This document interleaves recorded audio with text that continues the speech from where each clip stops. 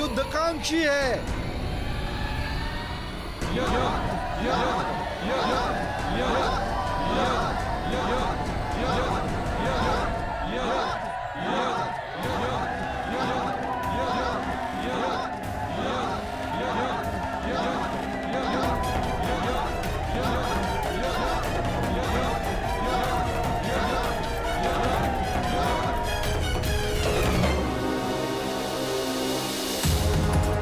लगता है आपने सुना नहीं ब्राह्मण देव। अब कृपया इस घेरे से बाहर चले जाइए, अन्यथा मुझे एक ब्राह्मण हत्या का पाप लगेगा।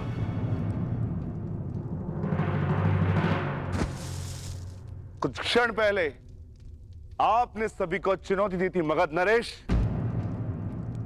तो समझो वो चुनौती मैंने स्वीकार कर ली।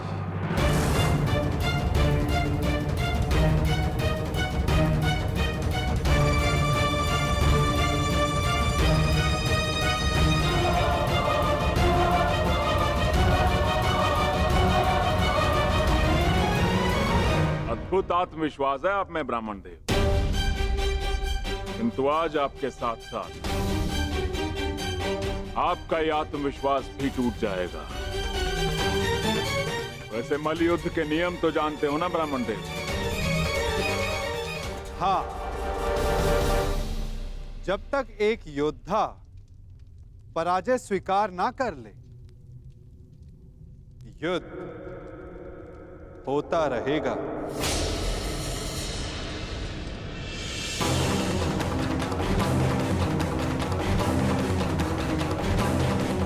स्वीकार है मगध नरेश? स्वीकार।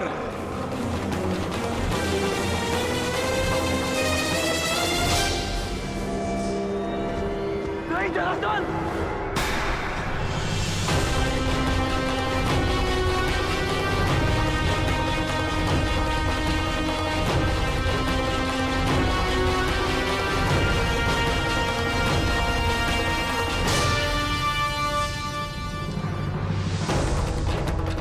ये चुनौती स्वीकार मत करना।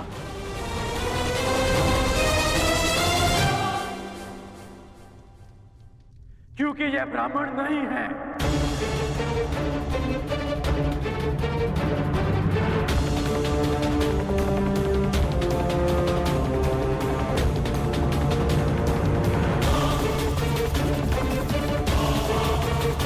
तो फिर कौन है ये?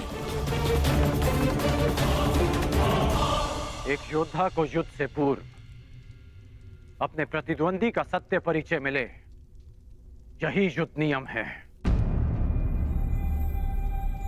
जिसने तुम्हें चुनौती दी वो वृकोदर भीम है।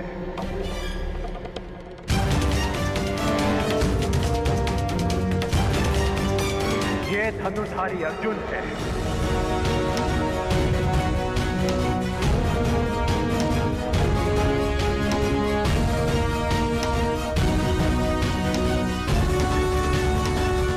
और भीम के पीछे जो खड़े हैं वो वासुदेव कृष्ण है।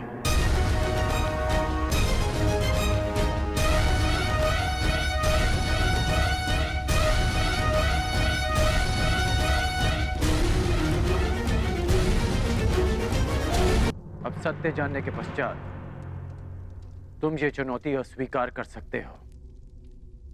सत्य कहा अंगराज ने मगध नरेश। अब निर्णय आपका है। परिचय जानकर यदि भयभीत हो तो भीम द्वारा दी गई चुनौती अस्वीकार कर सकते हो।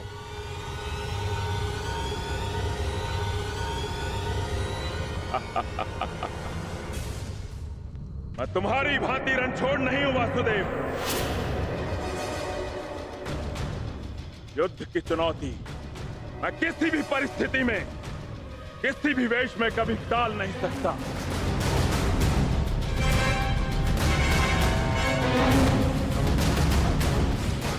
मैं इस चुनौती का अंत करूंगा और सबसे पहले मैं इस विकोदर का उदय उखाड़ूंगा और उसके पश्चात मैं तुम्हारा नाश करूंगा बस।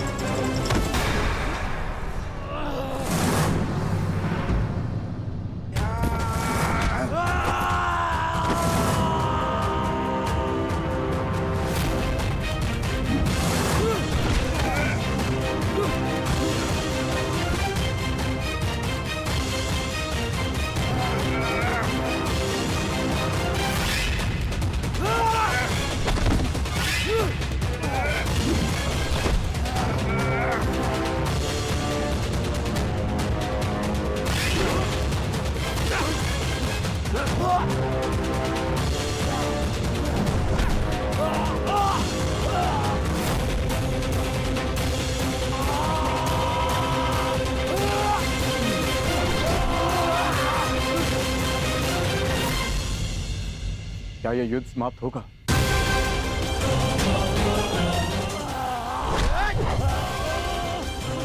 जिसका प्रारंभ हुआ है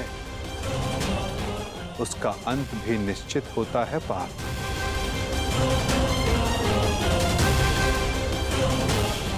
तुम्हारी प्रतीक्षा शीघ्र पूर्ण होगी।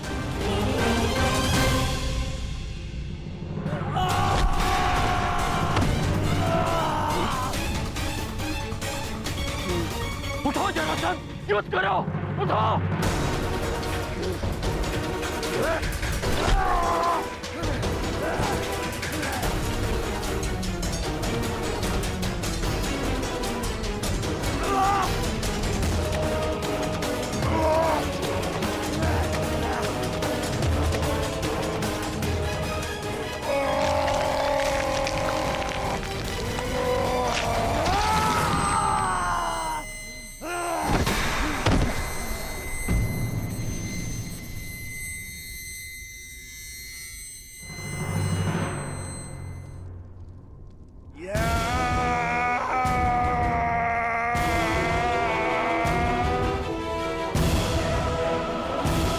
जरासंध का अंत हुआ।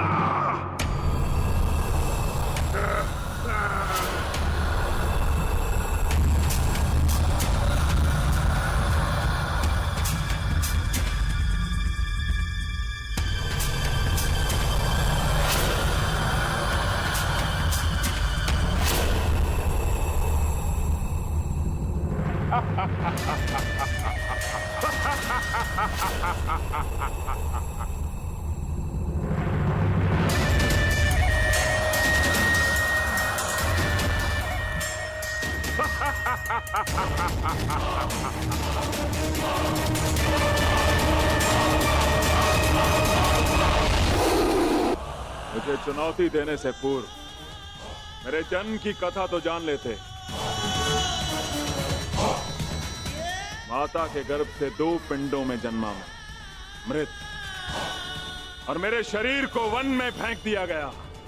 वहां जरा नामक राक्षसनी ने उन पिंडों की संधि करके जोड़ा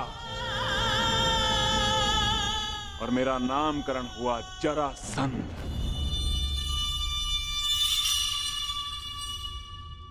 ये संधि नहीं टूट सकती भीम।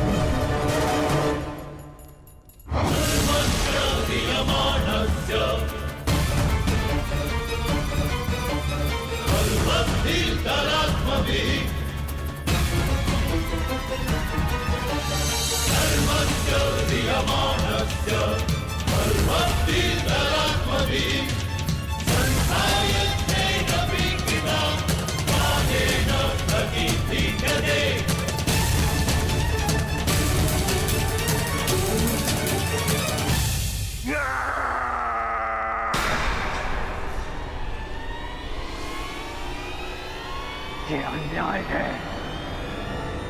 ये छल है।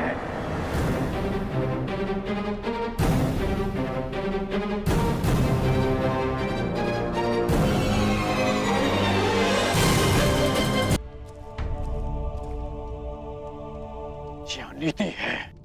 कैसी अनीति अंगराज? मल युद्ध जरासंध ने स्वीकारा और नियम यही था कि युद्ध दोनों में से एक योद्धा की पराजय स्वीकारने तक या मृत्यु तक होता रहेगा। जरासंध ने पराजय स्वीकारी नहीं, अंततः उसे मृत्यु प्राप्त हुई कर। अकारण किसी का वध करना, क्या ये अनीति नहीं? जरासंध ने भीम को क्या हानि पहुंचाई थी? तो उस सर्प ने तुम्हें क्या हानि पहुंचाई थी कर्ण, जिसका तुमने वध कर दिया था? मैंने उस सर्प का वध किया क्योंकि वो मेरे निरपराध सारथी को डसने वाला था। यदि वो सर्प दंड का भागी था तो जरासंध भी दंड का भागी था कर्ण, जिसने 100 राजाओं की बलि चढ़ानी चाहिए। परंतु मैंने उन 100 राजाओं को मुक्त किया, फिर उसका वध क्यों किया? तुमने जरासंध से संधि की, 100 राजाओं को मुक्त भी करवाया कर, परंतु ये संसार क्या जरासंध के आतंक से मुक्त था? नहीं कर। तुम किसी की प्रवृत्ति नहीं बदल सकते मित्र, और जरासंध की प्रवृत्ति थी आतंक फैलाना, इसीलिए उसका विनाश आवश्यक था। मैं अपने ज्येष्ठ भ्राता महाराज युधिष्ठिर की ओर से यह घोषणा करता हूं कि आज आप जरासंध के आतंक से सदा सदा के लिए मुक्त हुए। महाराज युधिष्ठिर की वासुदेव कृष्ण की, महाराज युधिष्ठिर की वासुदेव कृष्ण की। हम सब आपके आभारी हैं महावीर अर्जुन। हम सब अपने आप को महाराज युधिष्ठिर के अधीन स्वीकार करते हैं। जो अधीन हो वो दास होता है, और हमें दास नहीं, आपकी मित्रता चाहिए। महाराज युधिष्ठिर की, महाराज युधिष्ठिर की। इन लोगों ने अपना चयन कर लिया है अंगराज, और मुझे उस पल की प्रतीक्षा है जब तुम उचित चयन करोगे कर।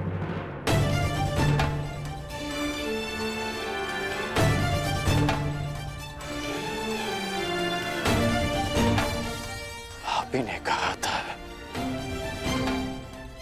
कि जीवन में कुछ उचित अनुचित नहीं होता।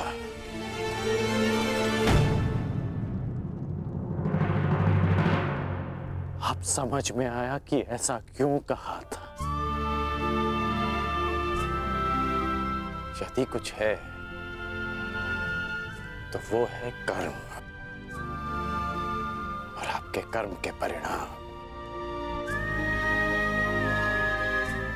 और मेरे कर्म मेरी दृष्टिकोण में उचित हैं,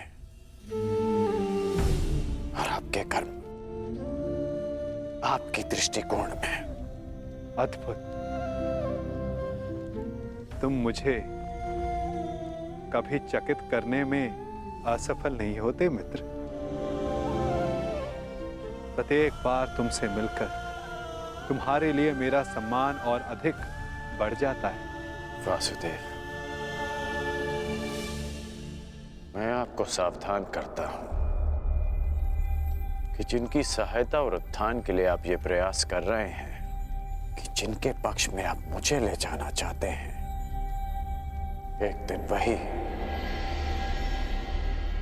आपका सम्मान भंग करेंगे, आपको लज्जित करेंगे।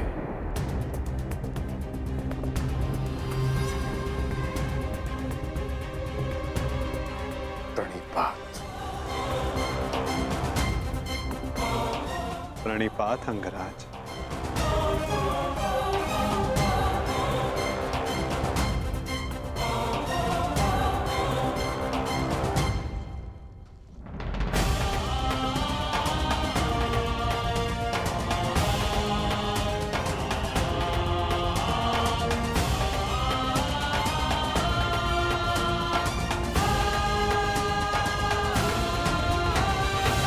वासुदेव,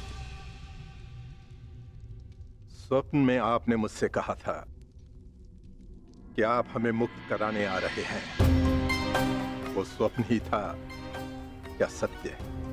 मनुष्य के स्वप्न ही उसके भविष्य का, उसके अस्तित्व का परिचय होते हैं भद्र विश्वकर्मा। यदि मनुष्य स्वप्न देखेगा नहीं तो उन्हें पूर्ण करने की चेष्टा कैसे करेगा? स्वप्न हमें चेष्टा की प्रेरणा देते हैं। अवश्य आपका स्वप्न एक सत्य था भद्र। जरासंध के अत्याचारों से हमें मुक्त कराकर आपने हमारे प्राणों की रक्षा की है। आपके उपकार को मैं कैसे चुकाऊंगा? एक भूमि को श्राप मुक्त करके।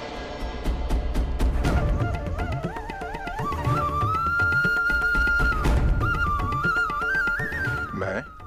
हाँ, क्योंकि जहां श्राप हो वहां पाप को जड़े बैठाने का अवसर मिलता है और पाप का तारण एक पुण्य आत्मा ही कर सकती है भद्र। यदि आप ये उपकार चुकाना चाहते हैं तो आपको युधिष्ठिर के राज खांडवप्रस्थ के श्राप को हरना होगा, और यदि नहीं तो भी यह आपकी इच्छा पर निर्भर करता है। निर्णय आपका है भद्र।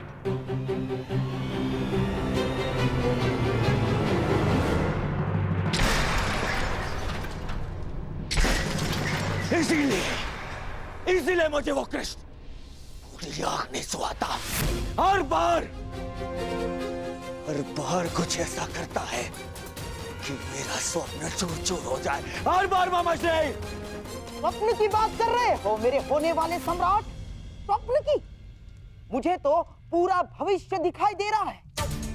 जरासंध का भय समाप्त होते ही अब पांडवों की शक्ति बढ़नी प्रारंभ हो जाएगी। और आप अंगराज कर्ण हमेशा कहते हो अवसर नहीं मिलता, अवसर नहीं मिलता, और अब अवसर मिल गया तो क्या कर लिया तुमने? जरासंध जैसा महान बलशाली योद्धा मित्र खोया तो खोया, और वो 100 राजा वो भी पांडवों के पक्ष में चले गए। मेरा कर्तव्य जरासंध को हमारे पक्ष में करना था जो मैंने किया, परंतु वो राजा किसके पक्ष में जाएंगे इस विकल्प के चयन पर उनका अधिकार था, मेरा नहीं। विकल्प? अंगराज, कदाचित आपको ज्ञात नहीं होगा, शासक कभी भी प्रजा के सामने विकल्प नहीं रखता ना। वो केवल प्रजा को अनुभव करवाता है कि उनके पास चुनने का विकल्प है, परंतु वास्तविकता में वो केवल वही चुनवाता है जो वो चाहता है। जैसे अर्जुन ने किया। उन 100 राजाओं के समक्ष केवल एक ही विकल्प रखा, युधिष्ठिर से मित्रता। और आप उन्हें स्वतंत्रता की भेंट चढ़ाकर चले आए। परंतु अंगराज, इसमें तुम्हारा क्या दोष? ना, तुम्हारा कोई दोष नहीं है इसमें। क्योंकि शासन कला और राजनीति कुल से आती है, कुल से। और तुम जिस कुल में जन्मे हो वो शासक नहीं, शासित है, शासित। और तुम्हारे रक्त में नेतृत्व करना नहीं, अनुसरण करना और आज्ञा का पालन करना है। समझ गए अंगराज?